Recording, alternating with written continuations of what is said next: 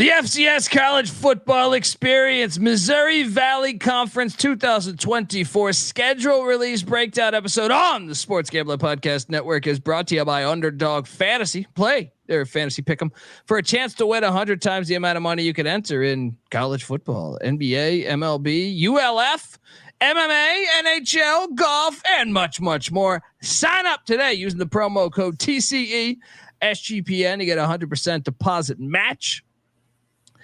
Plus, the NFL draft is coming up, and the Old Fashioned Football Podcast is giving away some autographed NFL merch. Head over to sportsgamblingpodcast.com/off contest. That's OFF contest to enter today. And remember, as always, folks, to let it ride. Hey, this is Derek Stevens. I'm the owner of Circa Las Vegas. You're listening to SGPN. Let it ride.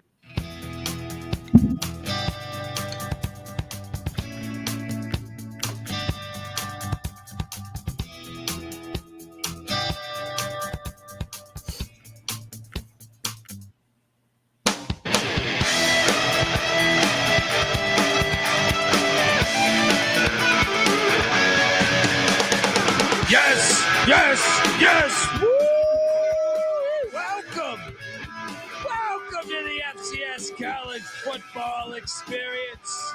Missouri Valley Conference, the FBC 2024 schedule release breakdown episode. And folks, hopefully you're watching on YouTube, youtube.com/the college experience. Hit that like, hit that subscribe button. We're back in the saddle.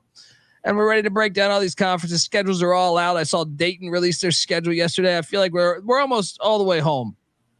And we're going to be breaking it down on this very show because we never stop talking about FCS college football. And I want to actually let's lean in, I guess, introduce ourselves. But there's definitely some good news to talk about. If you're wondering who the hell you're listening to, that's fair. My name is Kobe Swigga, Database Dad, aka Pick Dundee. That's not a pick. This is a pick. He was raised in the land down under, where a man thinks on his feet, speaks with his fists, and lives by his wits. When Dundee happened, he was a superstar. I'm probably drinking too much and celebrating too much and not sleeping. Would have killed a normal man, but no, that's gone. The medical advice I got from that was like being hit by lightning. Pretend it never happened and get on with your life. Oh boy! Shout out to the chat. Timothy Green saying, "What's up, fellas? Let's go!" Hell yeah, Timothy.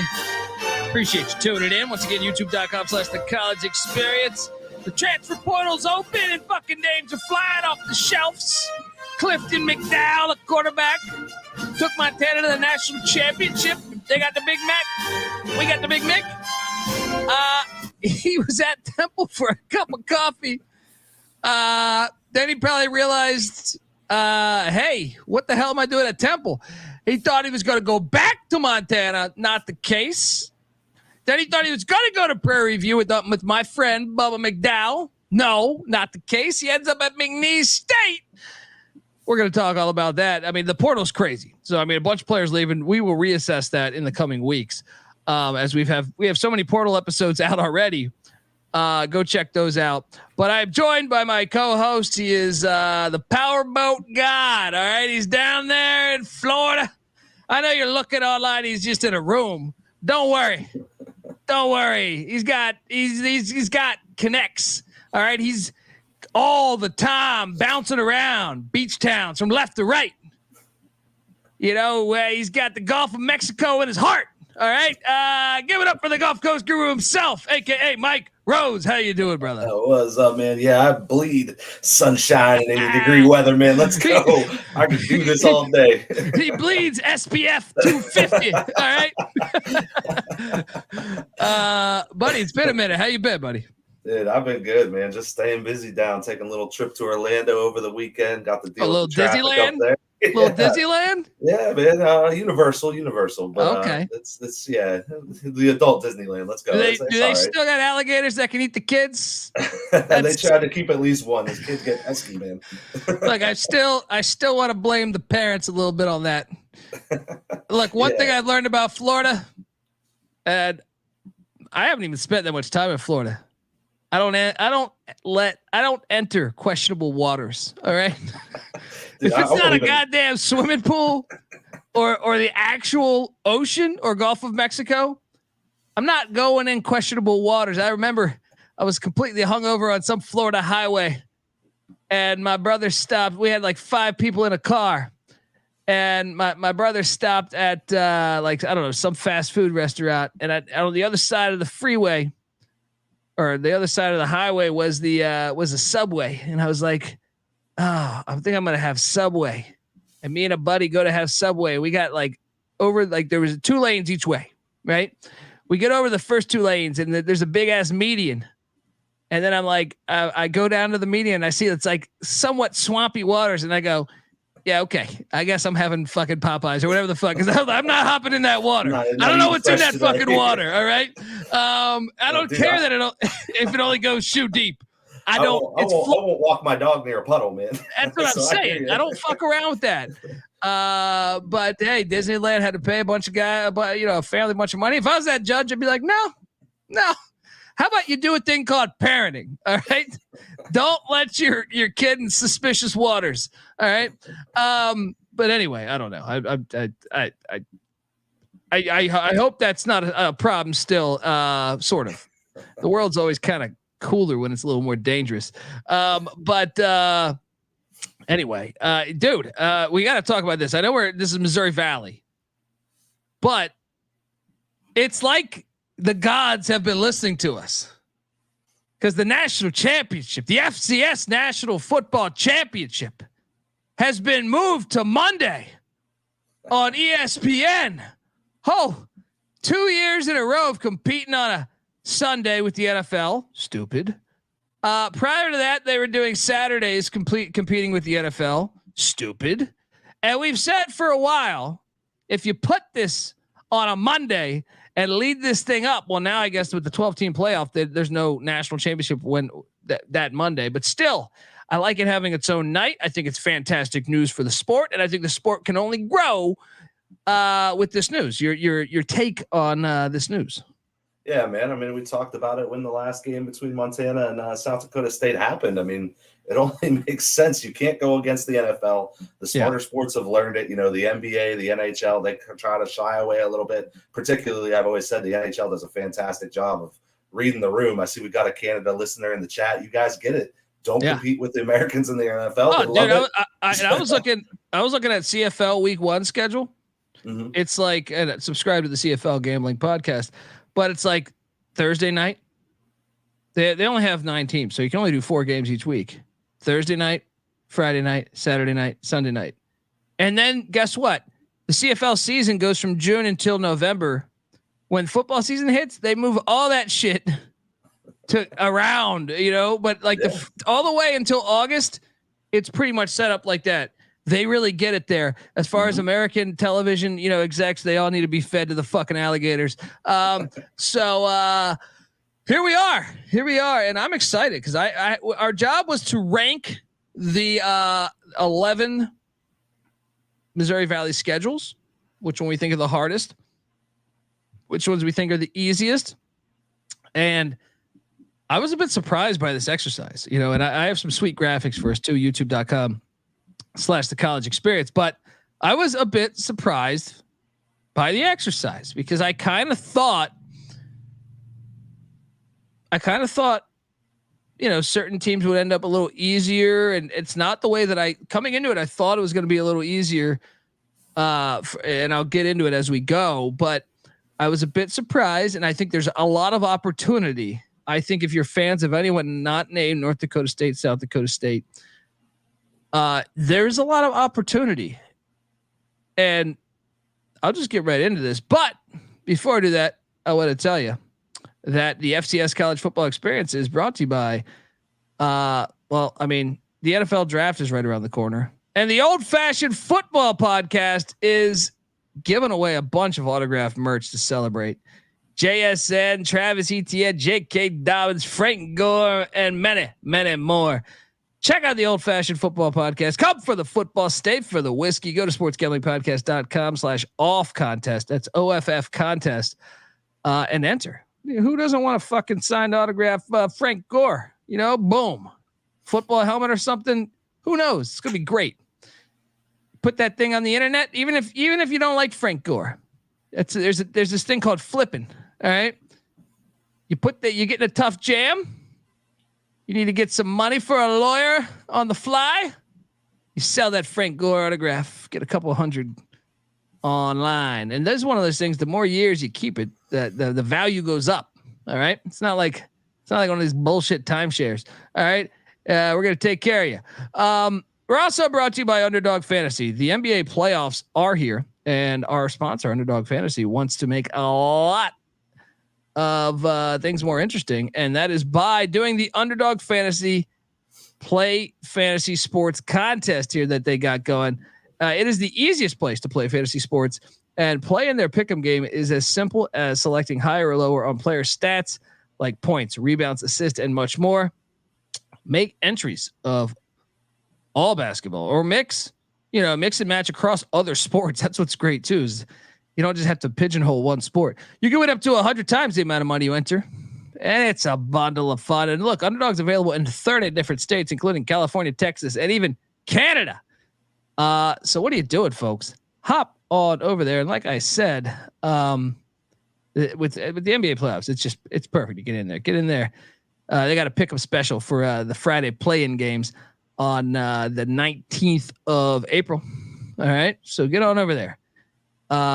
New customers that sign up that morning, there's going to be a nice little special going on, but make sure you sign up with the promo code TCE SGPN. Underdog will double your first deposit up to $100. That's Underdog Fantasy, promo code TCE SGPN.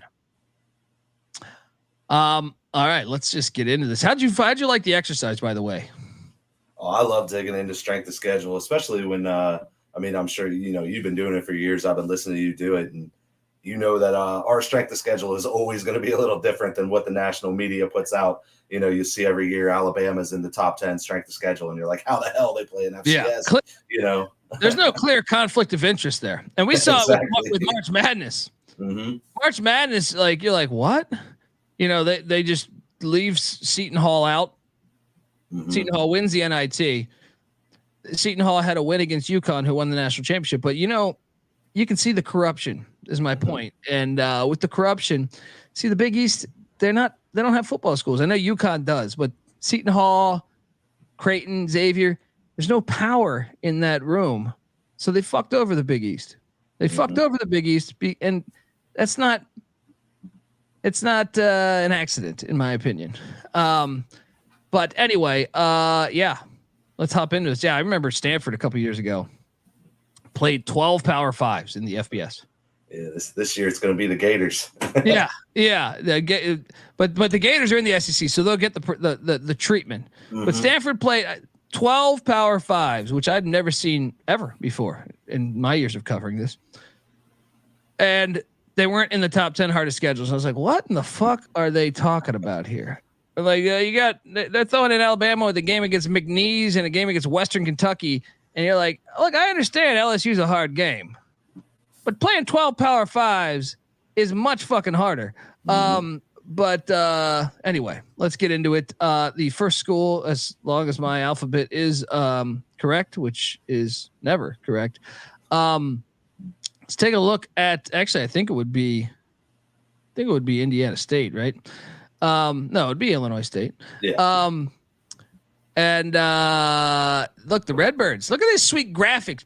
Pick Dundee just putting together all this great shit over here.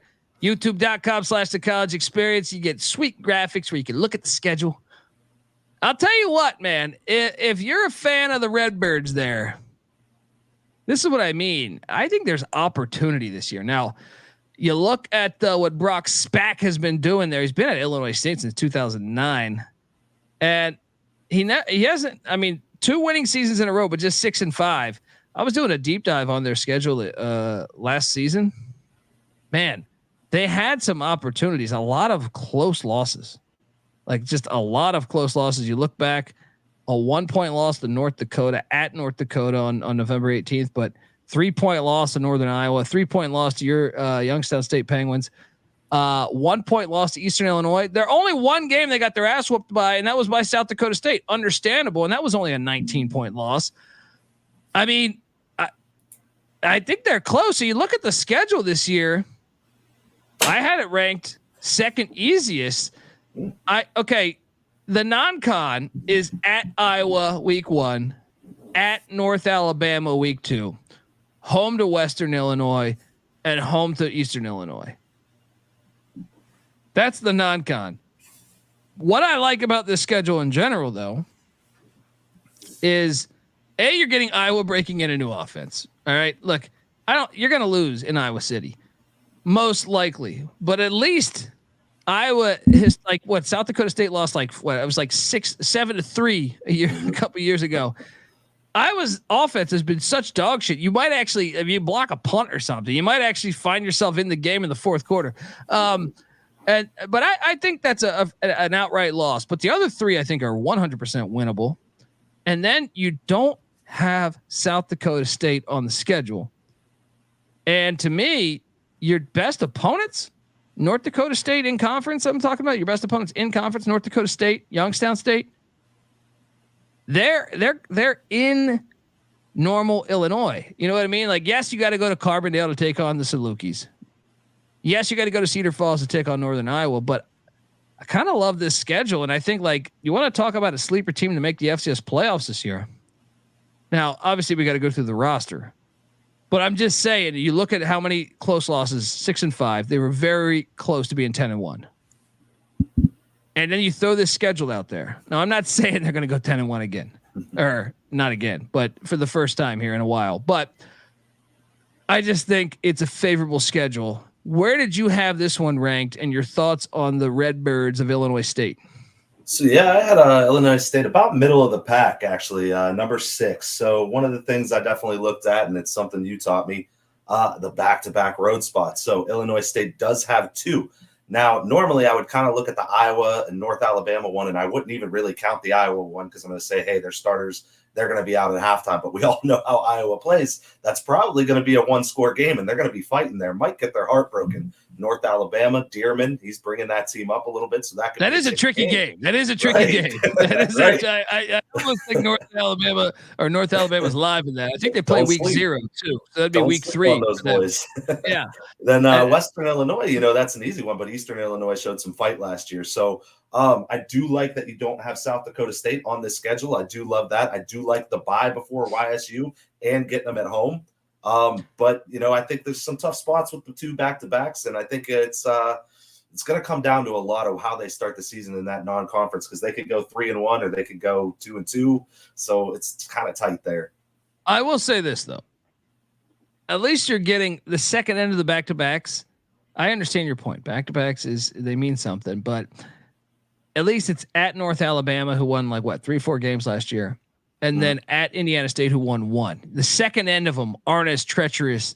And to me, your road schedule, specifically in conference, okay, Carbondale's hard to win, but at Murray, I like.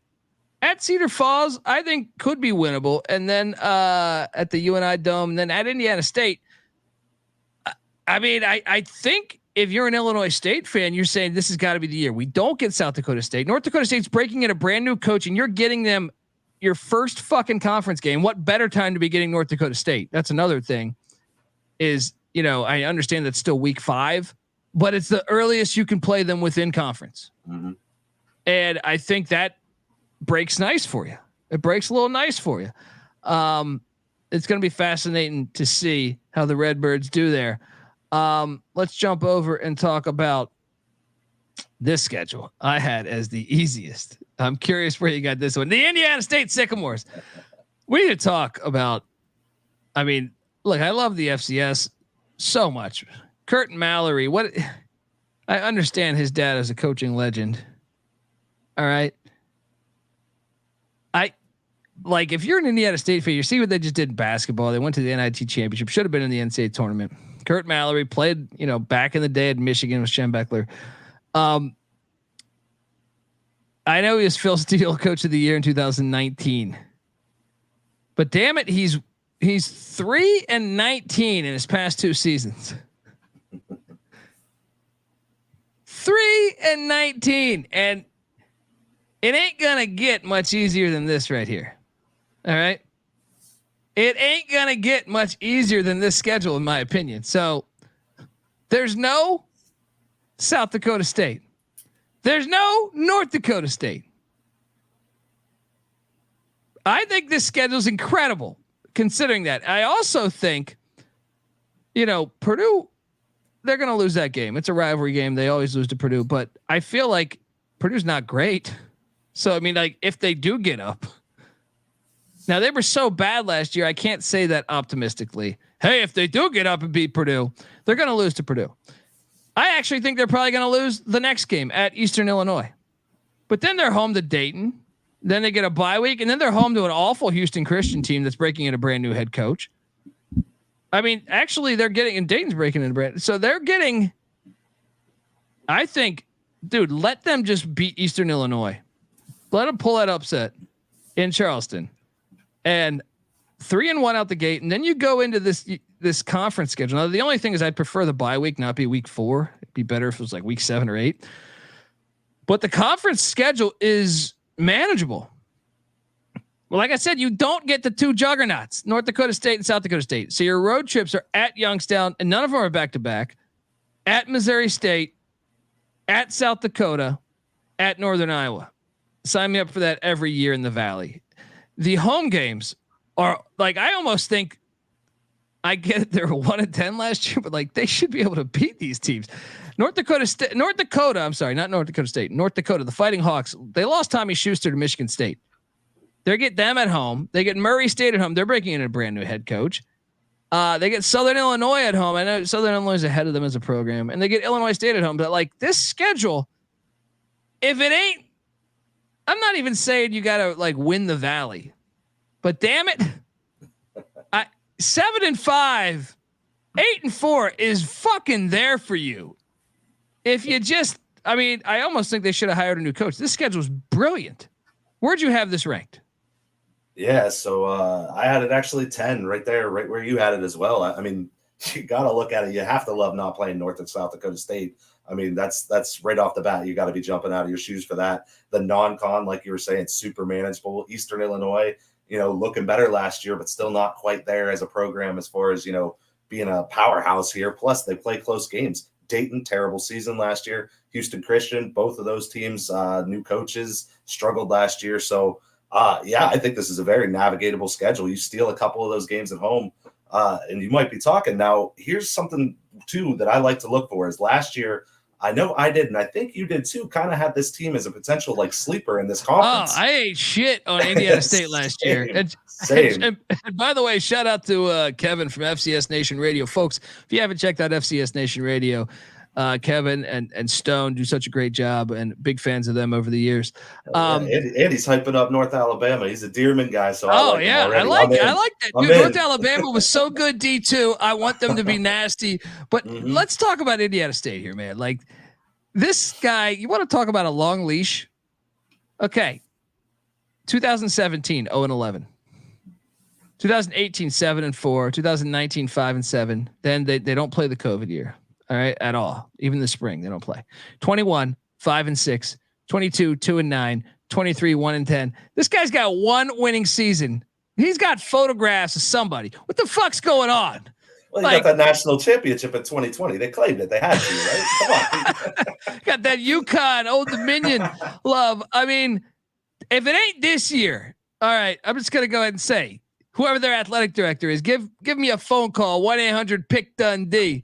All right, because he's 20-47 as a head coach. This is the year, man. You don't have to win the Valley. I'm just saying, this is the year. The schedule breaks nice for you. All right, the schedule breaks nice for you. Give me 7 wins. Give me something to be optimistic about there in Terre Haute. I mean, I know we're gonna do our previews in July when we go through every team, but you get gifted this type of schedule, you got to win some games, man. All right, exactly. Like what? Considering you have that many losses, what would be like? What gets them fired? You go 6 and 5, you got to be fired, right? I think so. With this schedule, gotta be yes. fired, right?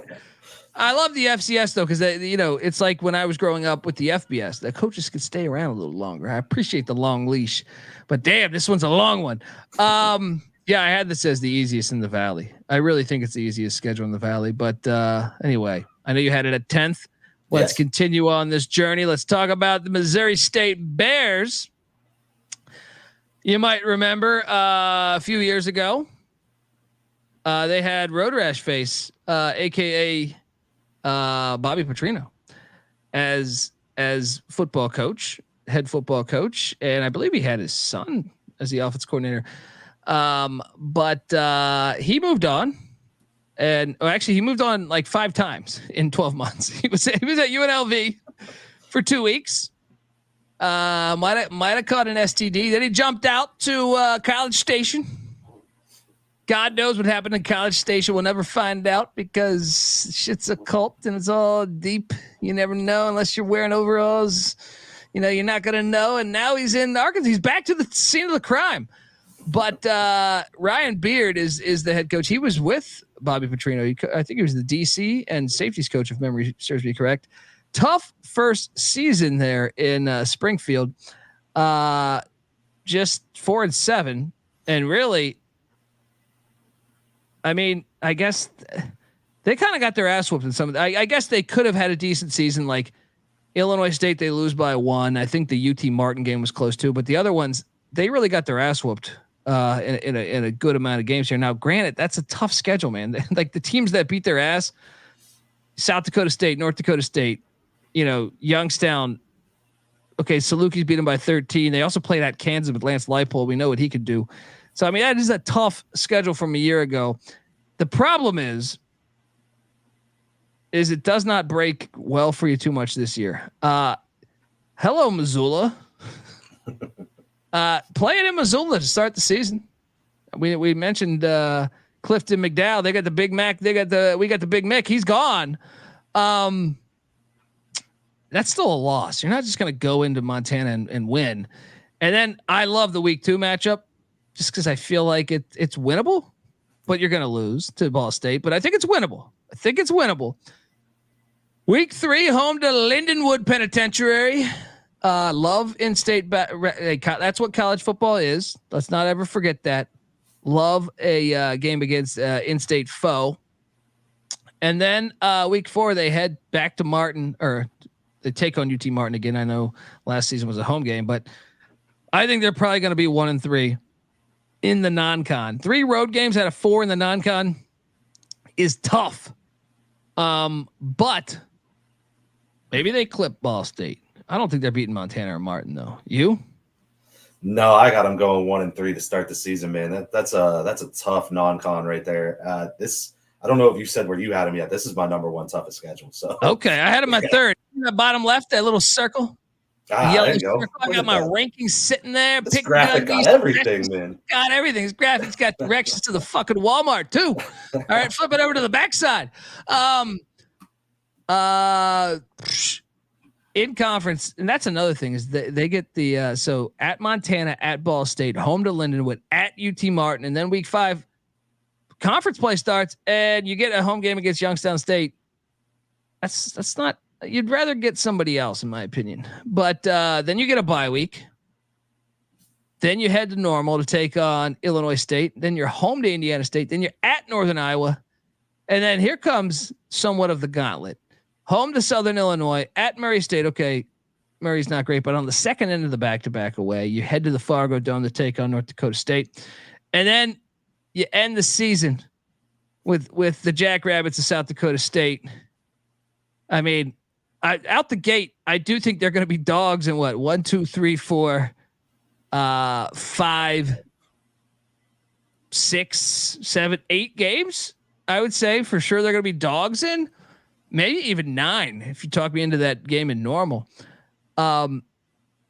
Tough times. I feel like if you're a Bear fan there, maybe Ryan Beard can get it going. They still have Petrino, by the way. Nick Petrino still offensive coordinator there. I don't know. I'm not optimistic. You had it number 1 as the toughest schedule. Talk to me more about why you did. I did, man. You got 2 back-to-back road spots sitting there on this schedule. We talked about the slog to open it, but then, like you said, you got that Murray State could get a little trappy before North Dakota State. But I think by that point, honestly, they might be so far out of it, they aren't looking ahead to North Dakota State. But you can't love looking at your schedule and seeing North and South Dakota State back-to-back just in a row. That's brutal, man. So you start the season off rough. It's always hard to bounce back from a tough start. And then you're going to get your ass kicked the last 2 games, and you went through the whole gauntlet there, that stretch at the end. It's brutal, man. Like, so one of the games that they're favored in is what, like Lindenwood, Indiana State, maybe. Yeah. And Murray, right? On the road, hopefully. Who knows at that point. Yeah, they're going to get fucked up this year. I'm sorry, Bear fans. I know they have aspirations to be FBS. Focus on the FCS first. Focus on the fucking FCS. All right. Yeah, I had it as 3rd hardest. So yeah, I like this. So we have not seen eye to eye on any of the first 3 schools that we've mentioned. Let's jump on over and talk about the Murray State Racers. Bud Foster is a friend of the program, legendary Virginia Tech defensive coordinator. Him and he was the defense coordinator for Frank Beamer, and he was the highest paid coordinator for a long time at Virginia Tech. He is a Murray State grad, and I know, talking to him, we've had him on our show over the years a couple times. Bud's a great guy, and I know though he was disappointed with what's going on there. They got to get back to winning football games at Murray State. Now they did go out and hire Jody Wright this offseason.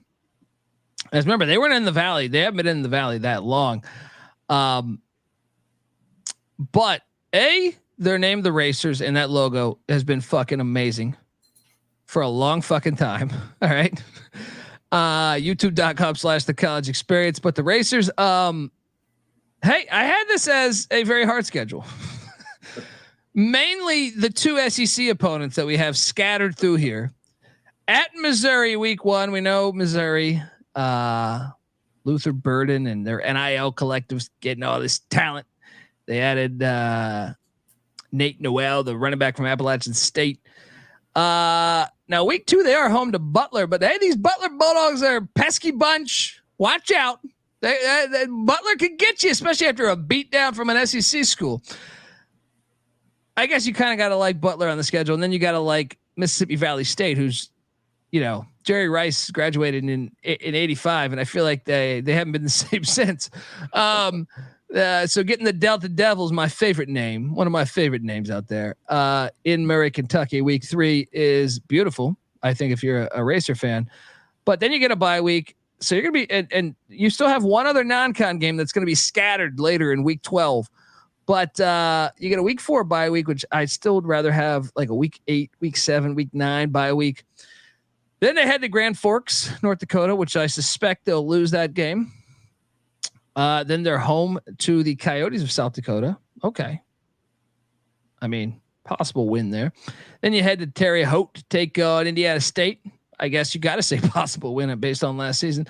Then you're home to Illinois State, and you're saying, okay, well, I think Illinois State will beat them, but I'm saying, like, you're saying, Colby, I thought you said this was a hard schedule. All they had was at Missouri and at North Dakota. They'll be in those other games. Well, here comes the pain. All right. Because home to North Dakota State, followed by at South Dakota State there in Brookings at the Dyke House. Then week 11, home to Missouri State. Now that Missouri State game is probably winnable, but after you play both the Dakotas, your team might be a little checked out. Then, you have at Kentucky taking on Mark Stoops' bunch in Lexington, another SEC foe. Week 12, followed by a week 13 at Southern Illinois. To me, I had this as the second hardest schedule just because I feel like they're just having 2 SEC schools as the non-con, and then you are getting all those teams in a row, like getting Southern Illinois on a back-to-back away, getting North Dakota State, but then South Dakota State on the second. I know that's not a back-to-back away, but I'm saying it's still, you're playing the 2 best schools back-to-back weeks. And those schools are like, if you've watched them over the years, maybe you're just getting into FCS, they're going to beat the fuck out of you on the line of scrimmage. So that's why I think Missouri State's going to win that game week 11. because they're going to walk into a line of scrimmage that Murray has, and it's just been getting their ass whooped the previous 2 weeks. So look, I want the Racers to be good. I love their program. It ain't going to be this year. Your thoughts? Your thoughts, Mike? Yeah, man, this one's tough for like you said, a program that's trying to build up. I mean, 4 Dakota schools. They play all 4 of the Dakota schools, South, North, and then both states. That's brutal right there. Like you said, the Dakota schools, like we talked about with team a couple ones ago. I don't even remember right now, but yeah, they play them back to back. That's a brutal stretch. 2 FBS teams. I mean, that's brutal. Of course, the SEC dipping in. They're giving Murray State here the SEC indoctrination, kind of like New Mexico State gets. They just let them join the conference and everybody plays them apparently. So that's cool. I mean, the reason I had it at 4 and not a little higher is because I do think they do have manageable couple other games. Butler they were feisty last year, but I still would give the edge to Murray State at home. I mean, you got to give the edge to Murray State, but at the same time, after an ass whooping to Missouri, you never know. Mm-hmm. But fair point. Continue making your point. I'm sorry. And Mississippi Valley, I mean, that might as well be a D2 school. I mean, they got beat by a D2 school last year fairly handily. So that should be a win right there. And I would really like to see that Indiana State game be at home for Murray State. That's another kind of gut punch right there, following up the South Dakota game. So, yeah, this is a tough schedule, man. I mean, I didn't go quite up to the top just because Butler and Mississippi Valley State, the non-con, a little soft outside of the 2 FBS schools, which, I mean, you can't even really hold that against them when they lose them. So it's interesting. Their conference schedule is rough. Yeah. I want them to be good again. Like, I feel like I want them to be good again. Yeah. Don't I have a quote? I feel like I have a quote, and I know we're not even at our projections. You can't win. But I think I have a better luck next year. Better luck next year. Hey, but I like me some Murray State ball.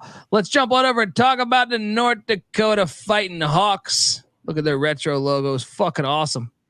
YouTube.com/the college experience. The Fighting Hawks. Like I said, life without Tommy Schuster shouldn't be this hard.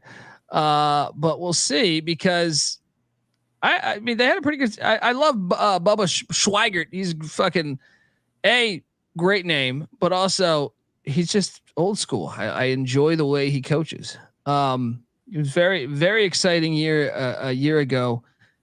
But I think they have their work cut out for him this year, and it's going to be very interesting to see how things work out for the Fighting Hawks. I'll say this. I thought it was favorable. It's funny. Like, sometimes you do this in you're doing so many of these back to back. You look at it now. Oh, and Kevin, FCS Nation Radio. This is why you need to be subscribed. He's like, they lost 3 of their starting linemen to the portal today. Yeah, I see. I didn't even have that prepared. That's a problem. Yeah, I'd say. Let me cue up another clip here, because I feel like now we got a problem.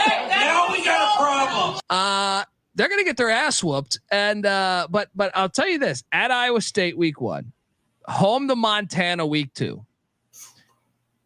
they're gonna be 0-2. Week 3. My boy Cody Hawkins. Yes, I did do several polar bear shots with him in Chicago, randomly at a sports bar. I was impressed with Cody Hawkins year 1 there in Pocatello with the Bengals. I think they could be 0-3 coming out the gate. Then they get the Toreros of San Diego. That seems like they can get that one. Jim Harbaugh's not walking through that door. Week 5, they're home to Murray State. See, here's the thing. You get 4 of your first 5 games at home. What's not to like about that?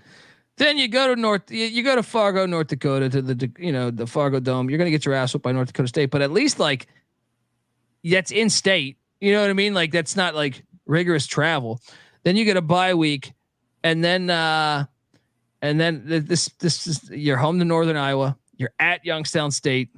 And this is a back-to-back away here. after Youngstown State, you get Indiana State, depending on how Indiana State is this year. But obviously, with this news of the offensive line and obviously Tommy Schuster gone, they might be in some real fucking trouble, because after that they are home to South Dakota State and then home to the Coyotes, and then they head to Normal to end off the season to take on them Redbirds. Where'd you have this ranked?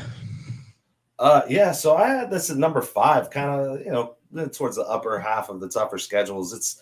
It's close for me. They're right in the middle where I think they need to be. I mean, like you said, Iowa State, Montana, they're starting out 0-2, and then you got a chippy Idaho State team coming. Well, I kind of thought they could beat Idaho State, but now you lose your whole line. I'm like, nah, I think Cody Hawkins can get that done. Anyway, continue on. It seems like two teams kind of going in different directions, as far as programs right now. Idaho State, I mean, I was very impressed with what Cody Hawkins did last year. San Diego's kind of a wild card for me this year.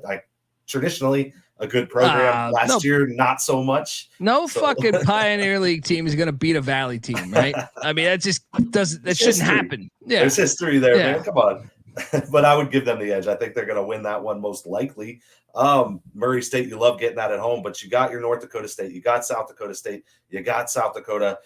It's a grind, and what I really don't like is Indiana State. Like you were talking about it, that's one of those should be winnable games. They should be favored in that game, but it's the second leg of a back-to-back, and it's sandwiched right between Youngstown State and South Dakota State. So if this team is fighting in the big picture of the conference, that's a tough sandwich spot to have to play a team like Indiana State that they should be favored against. So I think this is a decently tough schedule for a team that's adjusting to a lot of new faces. Yeah, and by the way, like I know Kevin helped us out with that that news on the portal, but we did a couple portal episodes earlier in the off season. This is obviously going to change. We're gonna have to do a lot more portal episodes. College football in 2024. What the fuck? I mean, but we'll have you covered here on the FCS College Football Experience. I see 232 people watching this thing live. Hit that like, hit that subscribe button. All right. And make sure, like I said, check out FCS Nation Radio too. All right. They're not bitter rivals of ours. There might be some other ones out there. All right. Not that I know of, but damn it, I like to have one out there that I hate, but it's not them. They do good work. Yeah, I don't know. I don't know how the fuck they're gonna win. Next up, North Dakota State, the Bison. I'm curious what you think. I know they had a bunch of players return, and Tim Palasak, comes over. He was with Craig Bull at Wyoming. He's familiar with Fargo and North Dakota State. I actually think it's a good hire. The schedule is very interesting. They want to play these Tennessee schools, man. Get out to Tennessee. I love the non-con. I really do love the non-con. The week 1 game at Colorado. Oh man, please. Like I grew up a Colorado fan, but it would be fucking hilarious if North Dakota State beat Colorado in Boulder, considering all the hype. Prime's doing fucking almond commercials. You know what I mean? Like all the stuff that's going on. It would be hilarious. Week 2, they get what are they going for? All the former NFL players. They get Eddie George and Tennessee State at the Fargo Dome. Tennessee State, I know they lost a player to a car accident this week. So condolences and love there. Week 3, though, I'm fascinated by this week 3 matchup. East Tennessee State. Now, I don't know if you had this. Where did you have this, by the way, ranked as far as schedule? I had this. Actually, it looks like we're the same. I had this at number 9. Well, this is an interesting one because, I'm a big fan of Trey Lamb coming over from Gardner Webb, and he brought over like the whole fucking team. Everybody. And I don't know that they're ready for that smoke of North Dakota State yet, but damn it, I really want to watch. Like, if you were telling me my favorite non-con games against FCS against FCS, because obviously I love watching, the chance of them beating an FBS team. I think this one, it's in Johnson City. This one would be fascinating to me. I only wish it was next year.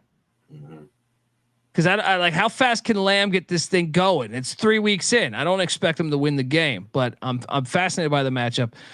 And then week 4, home to Towson out of the CAA. Now, Towson, I just mentioned I'm a former Colorado Buffalo fan. Well, Pete Shinnick was a Colorado Buffalo back when I first started watching college football in the late 80s. I think he's doing a decent job with Towson, and I know they brought in the former Western Carolina quarterback Carlos Davis that was at UMass last year. It'll be interesting to see the Tigers, but honestly, they should be 3-1, 4-0. I mean, is it that far fetched to say they beat Colorado? No, I'd be less surprised if they were 4-0 than if they were 2-2. I'll tell you That's what I'm saying. Like, I don't think it's. Wonder what that spread's going to be. Then conference play. You're at Illinois State to open things up week 5. Then home to North Dakota. Then you head to Carbondale, which I feel like the Salukis always kind of give them a little bit more than they bargained for. And I think if you're a Southern Illinois fan, you love getting them the week before the Dakota Marker game against South Dakota State. Obviously, I love regionality, and that rivalry is one of my favorites. It's just great for college football, in my opinion. Like the fact they even there's the Brawl of the Wild. There's a couple other ones I love, but it's right there as far as games I circle each and every year. Then they head to Murray, Kentucky to take on the Racers of Murray State. Week 10, they're home to Northern Iowa. Week 11, they get a bye, and then week 12, home to Missouri State, and then week 13 at South Dakota in Vermilion there. I mean, I had it ranked 9th because I kind of think, other than that South Dakota State game, which it's in Fargo, so I all think, I mean, they could win that game. I mean, I would favor South Dakota State still because they have their number lately, but isn't every game fucking winnable? I know Colorado, you maybe say Colorado and South Dakota State, but isn't every game winnable? I think so. And I think one of the things you got to really key in, for one, you get that SEC treatment. They got no back-to-back road spots, so you got to love that. A lot of the games, I mean, North Dakota, we just kind of talked about how they might not be as good, but you get North Dakota at home, you get South Dakota State at home, you get Northern Iowa at home. So you get a lot of those tougher teams in the Missouri Valley Conference. You get them at home. You got to love that. To me, I look at this, and the trickiest spot I see, I mean, South Dakota State, obviously, that's going to be a tough game for them. I would favor South Dakota State, but that's a rivalry game, a tough game. That's a tough spot, man. That's anybody's game right there. So the trickiest spot I see is that Salukis game right before the Dakota Marker. That's a tough spot. Oh boy, I can see my boy Stone Labanowitz messaging me or texting me saying, "What? Don't let the dogs get hot week 7." All right, no, that's a fair point. That's a fair point, man. And shout out to Kevin also, who says, let's meet up for the Marker game. We should. I mean, maybe we can turn that into fruition. The hardest thing's going to be with, I have a newborn child, but I'm picking and choosing my battles. I know, Kevin, I know you're friends with my boy, college football campus tour, AKA Michael Barker. So that would be great to get everyone together. I don't know. I think that circle that Southern Illinois game, man. I do think that is the sneaky spot. But the Bison, I think, are going to have a phenomenal season yet again. I know people keep saying Patty C, who played at JMU. He's always like, North Dakota State should be in the FBS. They should have jumped up to the FBS already, like they did. How do you feel about that? I kind of like both sides of this. I kind of like them in the FCS as like fucking blue blood. You know what I mean? Like your Alabama, them in South Dakota State is like, you're just, you're going to get fucked up when you play them. I like them there as these pillars of success in a way. You? So like 4 or 5 years ago, I'd have been with Patty C on that. And I'd have said, yeah, jump up to the FBS. But what's going on in the FBS right now? No. Fuck that. Yeah. FCS is true football. Plus, if they would have, even 5 years ago, if they would have jumped up, what's the best case scenario is they become a Boise State where nobody will schedule them that's worth anything. So they get overlooked for the college football invitational every single year. So you got a good thing going in the FCS. FCS is going in the right direction. Nowadays, no chance. I stay right where I'm at. We got our national championship figured out. It's fucking fantastic. We got it on a Monday night, about damn time. I know Kevin was happy about that. Timothy Green also saying stay where they're at. See, that's the question. See, my only thing is this. and I know I'm getting sidetracked here, but I like one of my biggest problems with the FCS is how stupid they are as far as scheduling. Mm-hmm. Like, you do want to get access to your university, right? You want more people.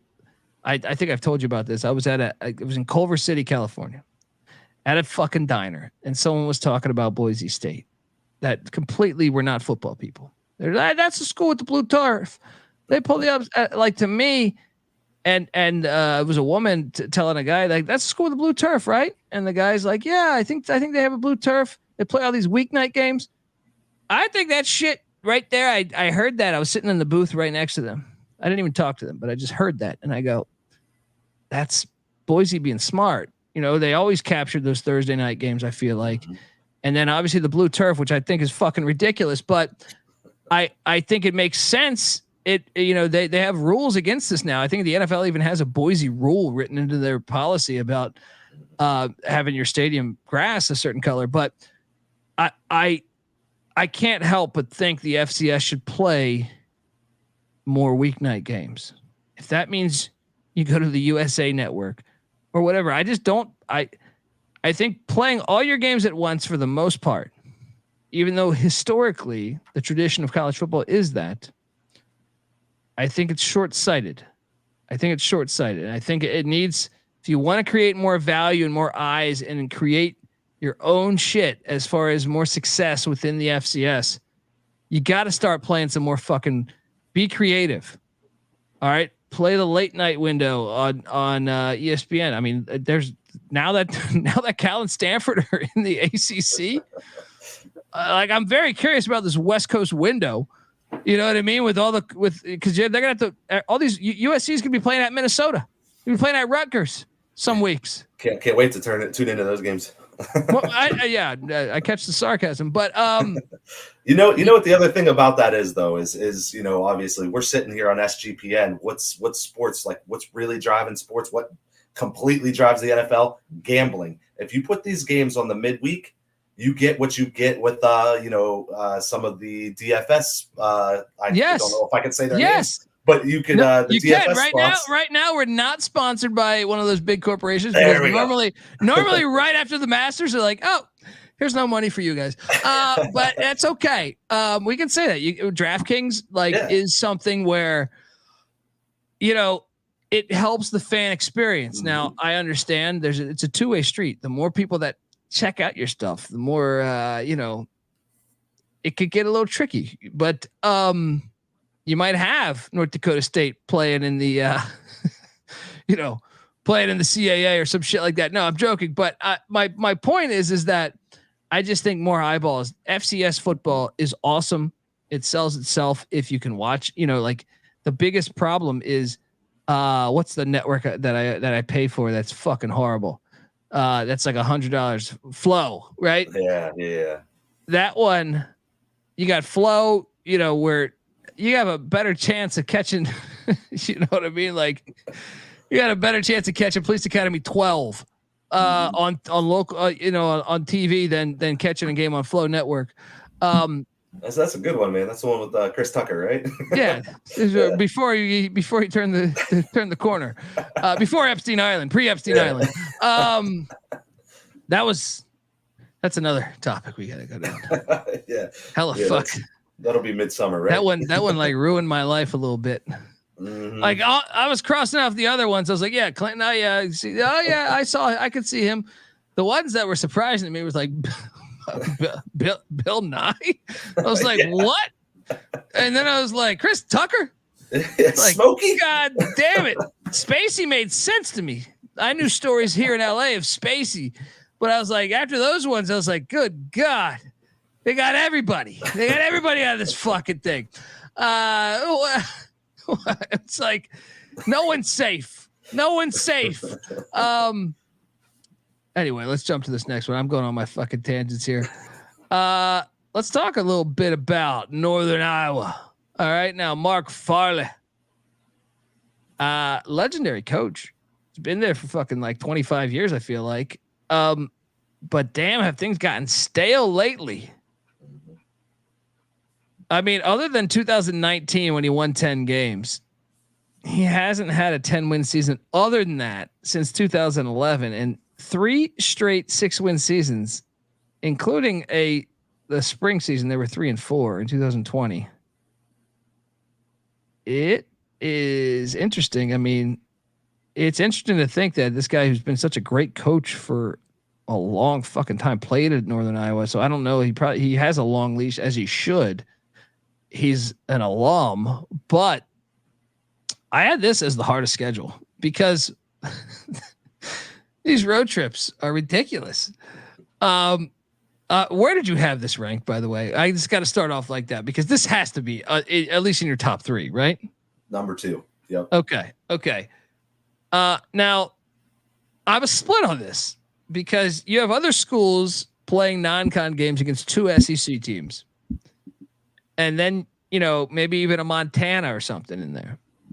This one, it's like Valpo week 1. Valpo sucks. All right. Mm-hmm. They're a beacon of shit, and may the Quakers figure some things out, like their name. Week 2, they're taking on our Tommies of St. Thomas in St. Paul, but I still think they're way ahead of St. Thomas, as much as I love the Tommies.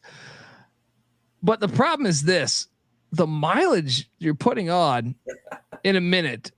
But at week 3, you head to Lincoln Memorial Stadium. There, great stadium. Been to that stadium, great stadium. Take on Matt Rule in Nebraska. You're probably gonna get fucked up there. But I mean, Nebraska's kind of this enigma. They're starting to top recruit in the nation. Dylan Raiola. I would assume they're 2-1. But then you go all the way.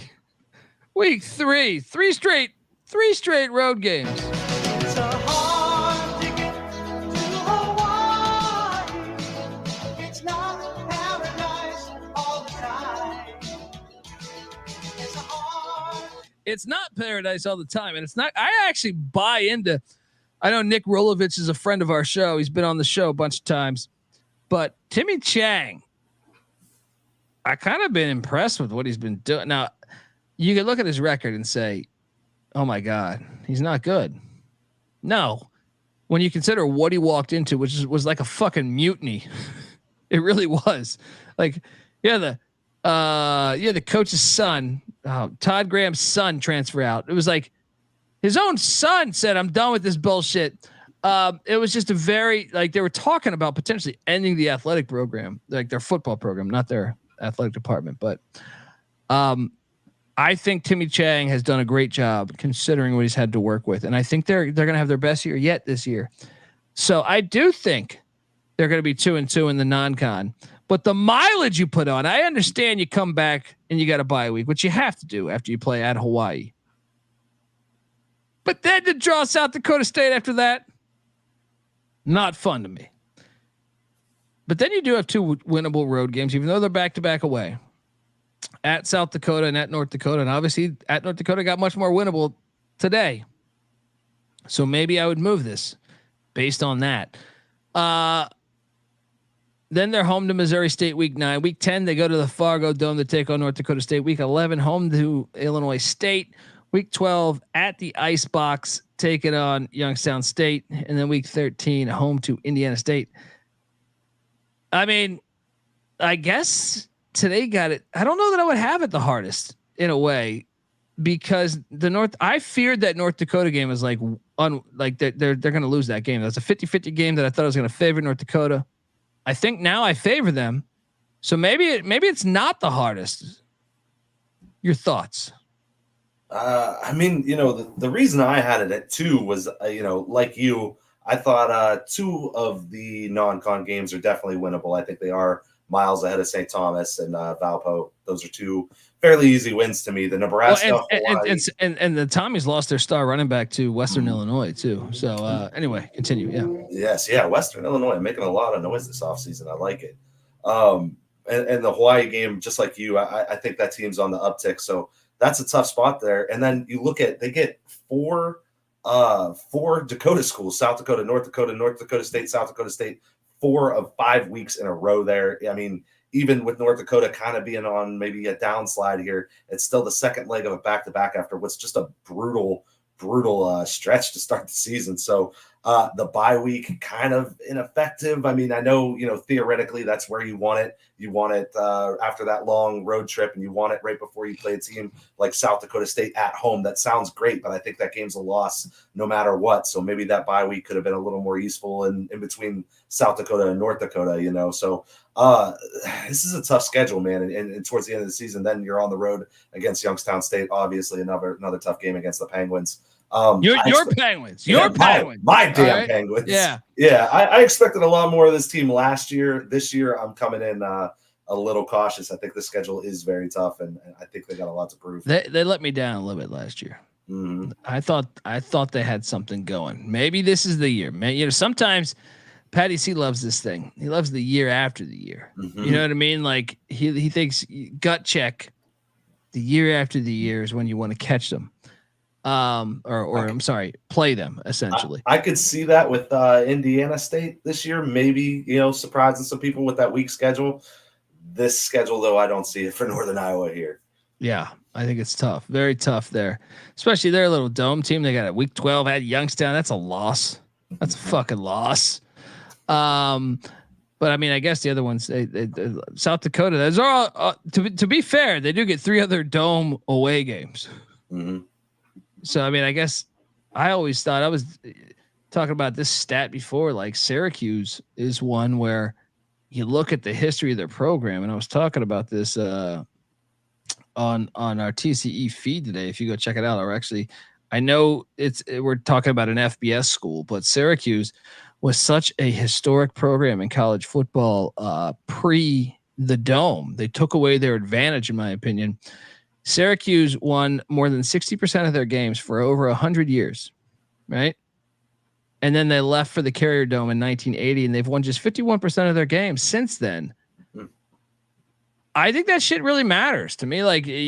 But in this particular moment with you and I, getting 3 away games out of 4 in conference as dome stadiums, I think might actually help them in this instance.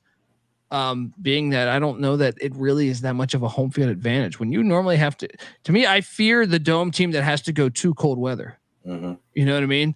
Cause they're not used to it, but anyway, let's move along.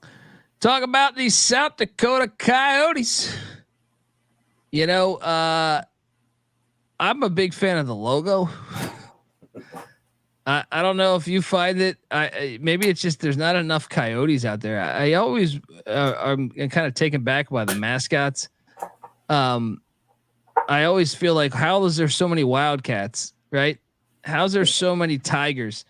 There's a lot of goddamn animals out there you could be. That's why the FCS has that over the FBS.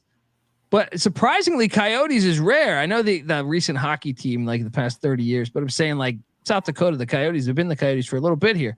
I can appreciate that. And you know what else I can appreciate? I can appreciate good old Bob Nielsen, because he still rocks the shirt and tie, which is my favorite fucking thing. The NFL outlawed this because they're soulless. Mike Nolan, who is the Michigan Panthers head coach of the UFL, subscribe to the UFL gambling podcast, which I also fucking host. He wore a shirt and tie as the Niners head coach in the mid 2000s. And after that, the NFL implemented a rule where you cannot do that anymore. I can't tell you how much that bothers me. I don't like corporate America sticking their hand in your fucking face. Part of being a football player to me, or a football coach, should be you should be able to wear whatever the fuck you want to wear. If you're Bum Phillips with a goddamn cowboy hat and a fucking belt buckle that you could see from fucking Mars and some cowboy boots, you should have the freedom to do that as long as you're winning some fucking games. So when I see a throwback like Bob Nielsen, I appreciate that shit. And shout out to South Dakota. I'll be honest, I'm hoping they have a strong season. I had it as 5th toughest, and a lot of it is because, well, the non-con on Thursday night, they catch Northern State. I can appreciate that game on the schedule, believe it or not. Then week 2 at Wisconsin, then at Portland State there in Hillsborough. That's the one I circled as a pivotal game. Portland State hasn't been really killing it lately, although the coach is buying beers for everybody. So I do appreciate that. Then week 4, home to Drake. I think this is a manageable non-con schedule. Like, I don't think it's that far-fetched to think they could go 3-1 in the non-con. Am I crazy? No, I actually think they should be favored in all 3 of those games. And that would be why I had them down at 8 because you got a D2 team on there. Northern State, Portland State, not really lighting the world on fire. And then Drake, yeah, playoff team, but we know what to kind of expect from them. So I think they're going to get housed. I think they're going to house Drake there. I think they're 3-1 pretty easily in the non-con. Okay, now though they open conference play home to Southern Illinois, which is tricky. I think that's a pivotal game for them. That's another one that I circled. Then they head to Murray, Kentucky to take on the Racers of Murray State. I think they get that one. Then they're home to Northern Iowa. I like that game's at home. Then they're at Youngstown, loss. At South Dakota State, loss. Bye week, then home to Indiana State, winnable, should win that. At North Dakota, which is certainly winnable now, and then home to North Dakota State. I mean, all in all, if they go, that Southern Illinois game, week 5 is huge because to me, like if you get that game, you're looking at a 4-1 start, 5-1 start after the Murray game, which would build the momentum for them to beat Northern Iowa potentially week 7, which is another 50-50 one to me. If anything, I think I might favor Northern Iowa. But then who cares if you lose to Youngstown and South Dakota State? If you take care of business, I think you might have a shot at the FCS playoffs there. Now, I say all of this that's their ceiling to me. Your thoughts in general on the entire schedule for the Coyotes? No, agreed. I mean, getting out of the non-con, I told you what I think about that. I mean, I love the fact that you get Southern Illinois, Northern Iowa, and North Dakota State all at home. I love that. Indiana State off a bye week. That should be an easy win there. It's that stretch right there, that back-to-back against YSU and South Dakota State. But like you said, who cares if you win it? You're probably not going to. Maybe do your best. Don't let the You're team playing with house money. You're playing with house money. Exactly. You know what I mean? Like, so if I'm coach, I'm telling them don't worry about the South Dakota State game. Do not look ahead of that, obviously. But it's the Youngstown one. Youngstown's right? the game you can win. Yes, exactly. So I like the schedule. I think it's favorable. Yeah, I mean, I hope that they can have a great season, but I mean, I don't know. I also think you want to build the worst case scenario. They could lose to Portland State, right? I know Tim in the chat saying Drake's going to beat them. I don't know if I'm there yet. If it was at Drake, maybe I don't know. I mean, Drake hasn't, I know they were all right last year, but they really haven't been a force since fucking Felix Wright was playing for them back in the late 80s, early 90s. They could lose to Southern Illinois, they could lose to Northern Iowa, and then all of a sudden you could really build yourself a scenario where the shit really goes downhill. But I don't know. I think I'll say, to me, so far of the teams we've previewed, I think the teams that are very interesting to me are Illinois State, Indiana State, and South Dakota. And I'm not even going to put Northern Iowa, because Northern Iowa I think deserves to be on a higher platform than South Dakota, but I'm excited to see what they can make of their season. Next up, we do have what do they won? Like 26 fucking games in a row, something. They have the longest win streak in America and in the FCS right now. Obviously, it's the South Dakota State Jackrabbits, who their logo is fucking incredible. Their name is incredible. And I love, Dakota Marker game we were talking about. Kevin was talking about it earlier. I'm Team Jackrabbit all day. Fuck you, North Dakota State. All right. Team Jackrabbit all day. And I'm drinking over here. Dude, they're gonna beat Oklahoma State week 1. I think so. We were covering on this on the FBS pod, and I was like, no, Oklahoma State always sucks in September. Mm-hmm. They lost to South Alabama by like 25 in Stillwater last year. They should have lost to Tulsa a few times. Central Michigan got them one time with John Bonamigo as head coach. They're gonna lose that game, dude. They're gonna lose to South Dakota State. Like week 1, they're gonna fuck them up, dude. Now here's the thing. Is there any chance Incarnate Word with the little Zach Calzada? Because if you beat a Power 4 team, a P4 team that went to the Big 12 championship last year, you know you're going to have big dick energy. You're going to be feeling great about life. I know if only this was in San Antonio, would I say, watch out for IDub. But Zach Calzada sounds like a great fucking Italian dish. You try the calzada. They're gonna lose in Brookings, right? Even if they win that huge game, because I feel like it's a letdown spot. I mean, coming off of what they're coming off of this streak, if they beat Oklahoma State in Stillwater, which I also think is a very serious possibility, that could be a losable game against Incarnate Word. So that is the one scenario where maybe. But based off of what I saw from Incarnate Word last year, I'm not sweating that game. If I'm the Jackrabbits, I think they're kind of still miles ahead of them. I don't think you could just patchwork a team together with transfers every year and expect to beat a team like South Dakota State. So it's a tricky spot if they win against Oklahoma State, but I still give a big edge to South Dakota State. I think I'm with you. And then week 3, they get Augustana. All right. I don't know. Most people are Googling that right fucking now. Don't worry. They got it done. They got it done. Don't worry about it. It'll be lay the 55.5. Week 4, they are heading to Hammond, Louisiana. Now, this game's a little interesting. The days of Cole Kelly, Cecilia, they were a team I think I was higher on last year than they let me down a little bit too, but that is an interesting one there in Hammond, Louisiana, against Southeast Louisiana. But after that, they get a bye week, and then they're at Northern Iowa. I love that bye week before they go to that UNI Dome bullshit, right? But then, and this is the sneaky one, but at least it's at home in Brookings. Cody Young, it's before the Dakota Marker game, which is week 8 when they head to Fargo. Could Youngstown go into Brookings and knock them off, maybe? I mean, it's a good spot to catch them. I mean, if it was at the Ice Castle, I'd feel a lot better about that. But I mean, it's a great mascot matchup: Jackrabbit versus Pete the Penguin. I mean, you gotta love that. Oh yeah. I'll tell you, the FCS light years ahead of the FBS in that regard. Yes, sir. I'd love to be super optimistic, and I was very optimistic about my Penguins a lot last year. I can't be in the spot. I think they get probably waxed. Well, then they're home then we have the Dakota Marker game week 8 in Fargo. Then week 9, they're home to South Dakota. Week 10, home to Murray State. Week 11, I had this as a hard game. It's not hard anymore. At North Dakota, then home to Southern Illinois. Week 12, that's sneaky. Week 13, they are at Springfield, Missouri. They're taking on the Bears of Missouri State.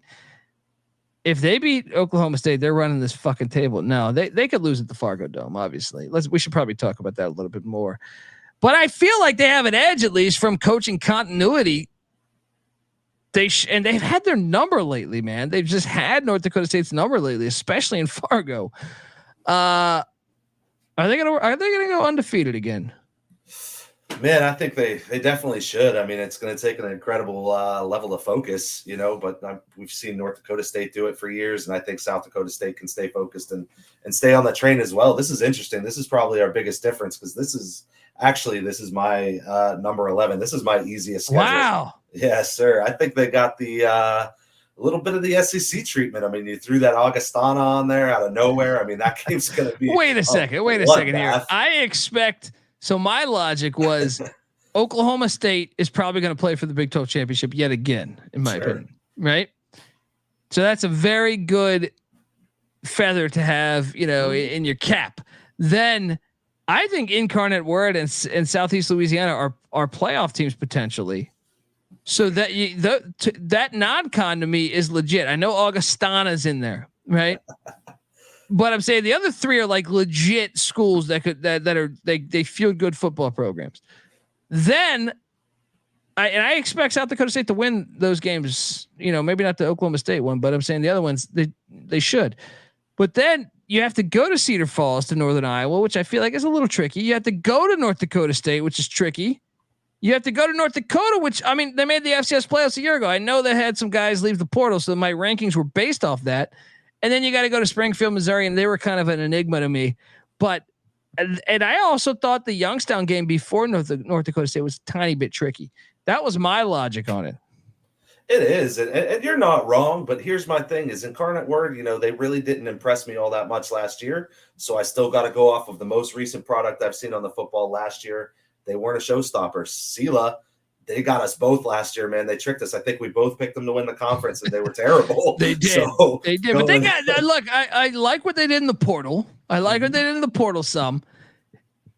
I mean, they're still going to get fucked up by South Dakota State. But, I mean, I think you should be optimistic if you're a fan of their chances this year. I agree. Not in this spot, though. I do think they turn it around. I think Sela definitely turns it around. They have a better season.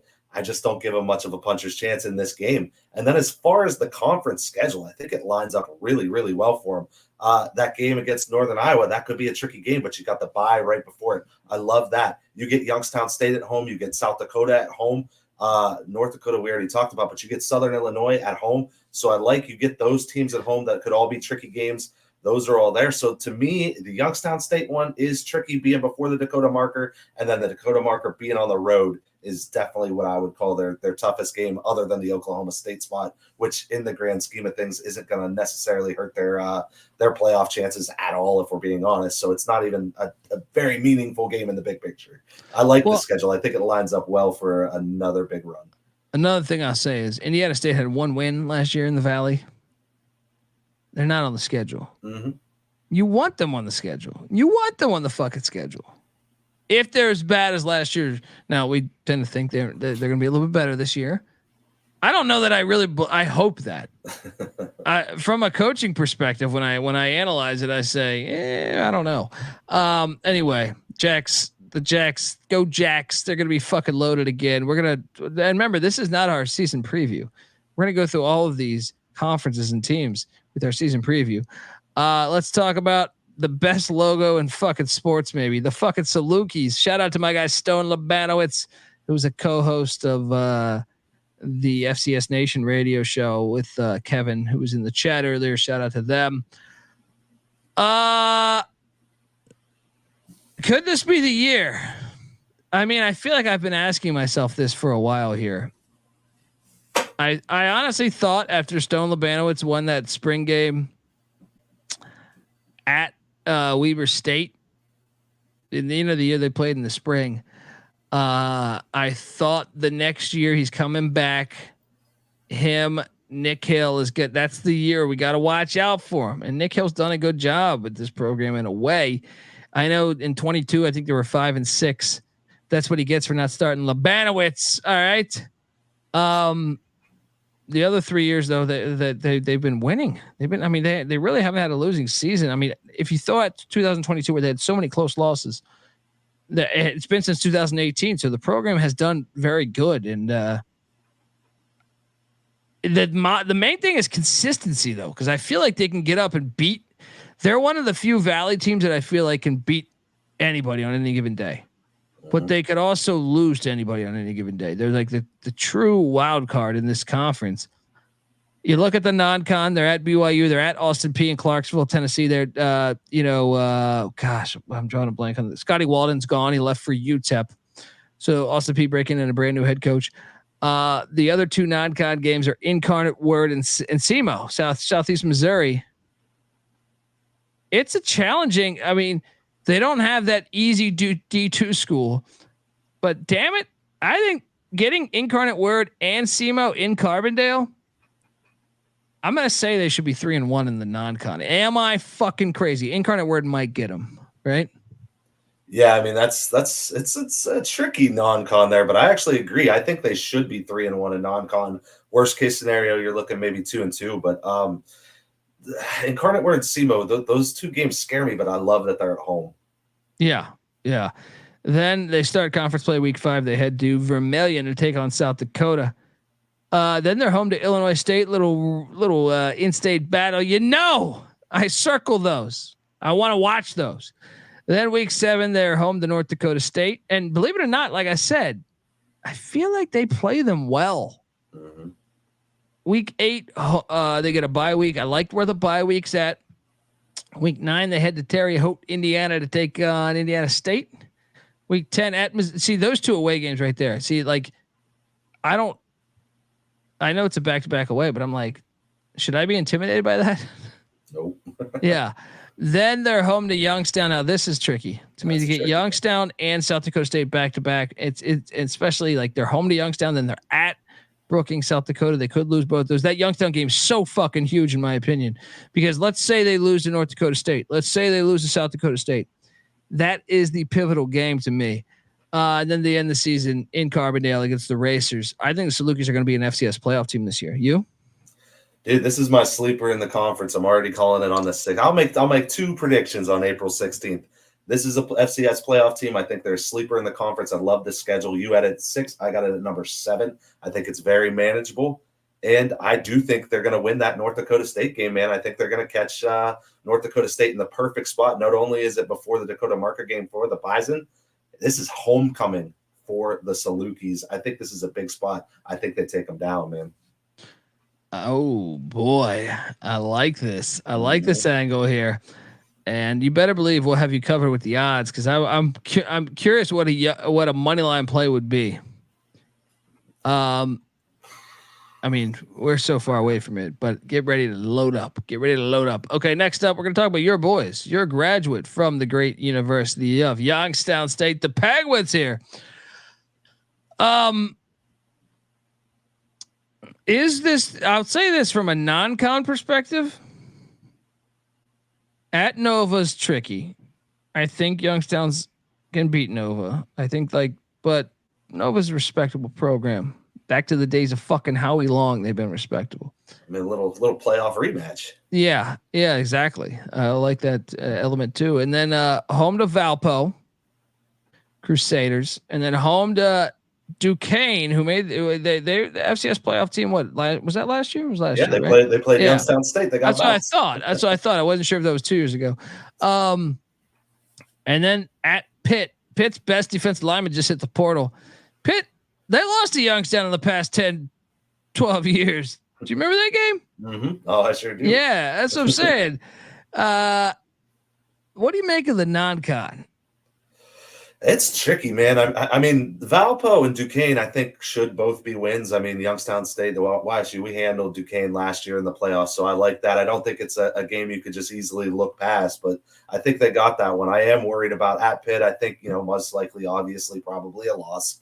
And at Nova, I mean, they handed us an L in the playoffs last year, so got to worry about those 2 spots. I think it's you're probably looking at 2-2 if I had to put my money. But look, Doug Phillips has been building for this, man. Like former Luke Fickle guy at Cincinnati, and he was at Ohio State, I think, with Tressel in the mid 2000s. There,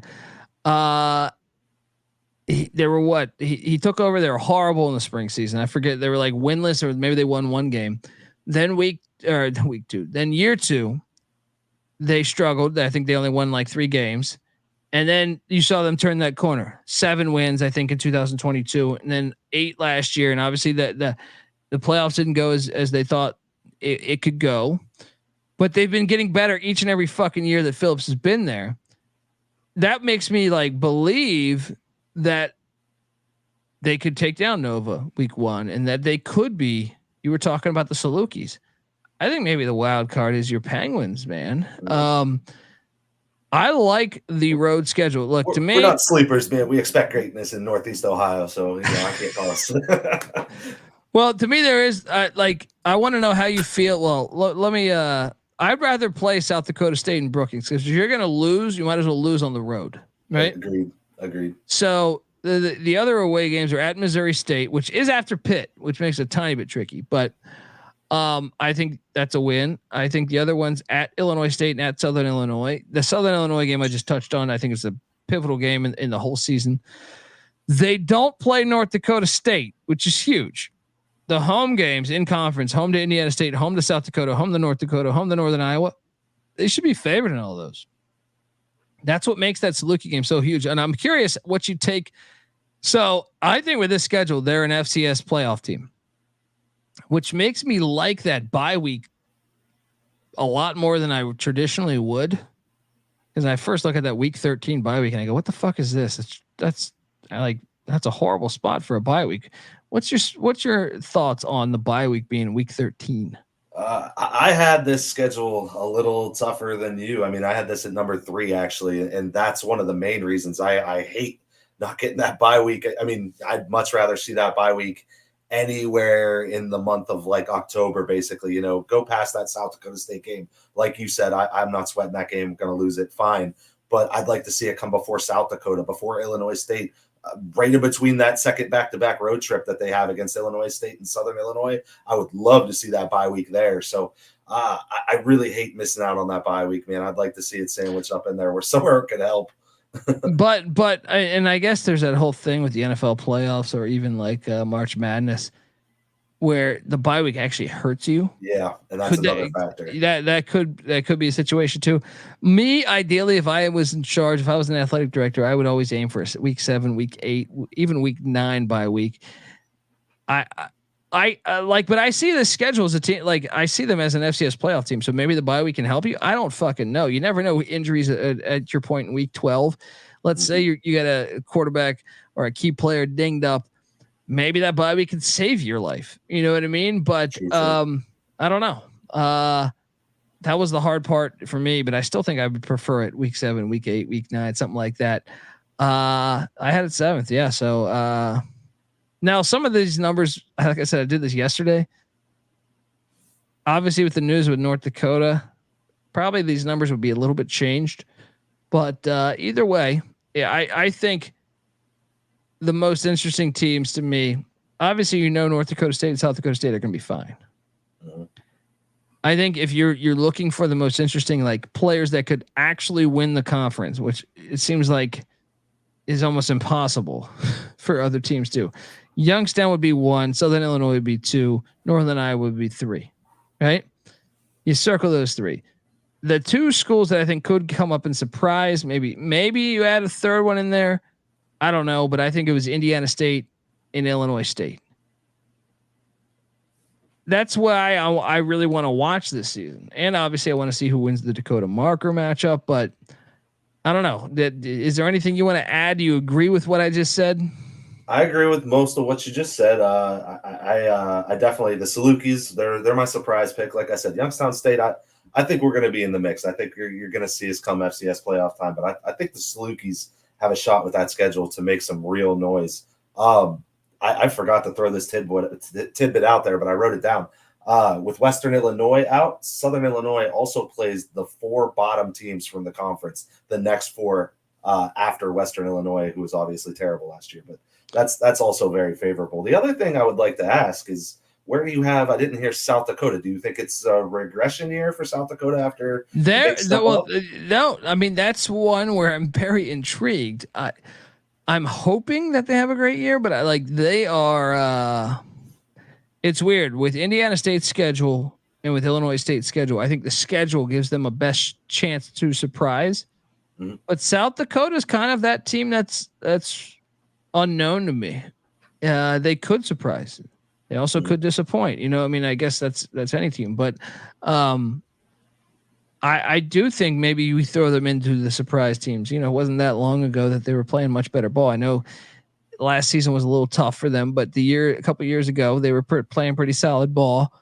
Maybe they could sneak into the FCS playoffs.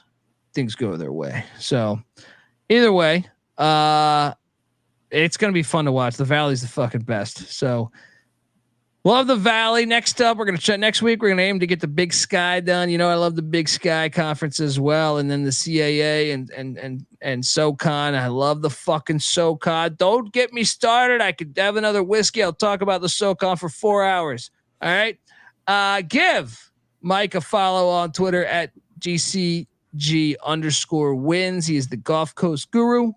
If you happen to be out in, the Gulf of Mexico, maybe you're just thinking, hey, it's April. Let me hop down to the Gulf of Mexico. Maybe you're out there paddleboarding or some shit. Out of nowhere, powerboat goes by you, almost takes your life. Don't worry. That's just Gulf Coast Guru having a Tuesday, essentially. Even if it's a Friday, it's a fucking Tuesday. Saving babies from gators. Yeah, he's having a mint julep while he's out there with he's got the SP 2500 going through. You know what I mean? Don't worry. All right. He's kicking ass at life. Give him a follow on Twitter at GCG_wins. And watch out for that fucking power boat. All right. I'm on Twitter at DColbyD. Make sure you also check out, the college football experience, our main, the FBS pod, but also all of the other shit we do, which is the college baseball experience, the college basketball experience. I see Moneyline Mac. Shout out to Moneyline Mac in the chat. They're about to drop an episode on the college basketball experience. So check out that. 277 people watching live. Hit that like, hit that subscribe button, because we're just getting fucking started. All right. And make sure you check out all that other good stuff. Jason Cruz in the chat. Appreciate you, Jason. Also, check out FCS Nation Radio. Kevin does great work, man. And Kevin's been putting in work for fucking years. All right. So check out Kevin and Stone. That's off the reservation. That's not SGPN, but we respect quality is quality. All right. We're not going to sit here and bullshit you. All right. They do a great job. And check out them as well as the Sports Gambling Podcast, the UFL Gambling Podcast. Yes, we have football in the spring, and I host it, and the CFL Gambling Podcast. So check out all that good stuff. I know I just basically gave away 1,000 fucking podcasts, but they're all great. They're all great. All right. That's what I do when I explain Charles Bronson to my nieces. I just say, "Don't worry, watch Ames movie. They're all fucking great. They're all great. Go check them out, folks." Until next time, this is the FCS college football experience. You better start thinking about yours. And we out of here. Run and shoot. We can really run and shoot.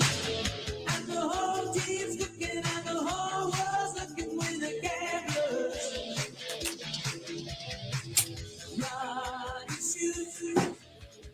We can really run and shoot. And you know what you're getting, 'cause the book's rewritten with the gamers.